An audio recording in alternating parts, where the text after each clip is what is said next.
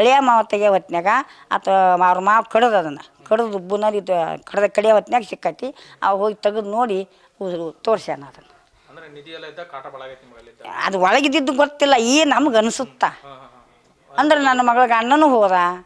ನನ್ನ ಮಗಳ ಪರಿಸ್ಥಿತಿ ಇವತ್ತು ದುಡಿಯೋದು ಇರ್ಲಿಕ್ರು ಆಕೆ ಹೂ ಕಟ್ಟಿ ಜೀವನ ಮಾಡ್ಬೇಕು, ಹಂಗೆ ಬಂದೈತೆ ನಮಗೆ.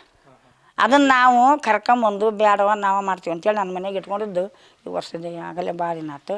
ನಾ ಇಟ್ಕೊಂಡಿದ್ದು ನನ್ನ ಮಕ್ಕಳು ಗಂಡು ಮಕ್ಕಳು ಇರಲಿ ಅವ್ರಿಗೆ ಆಕೆಗೆ ಮಾಡಿಕೊಡೋಣ ಅಂತೇಳಿ ನಮ್ಮ ಮಾಲ್ದ ಮೇಲೆ ಸಾಲ ತೊಗೊಂಡು ಆಕೆಗೆ ಮಾಡಾಕಿರ್ತೀವಿ.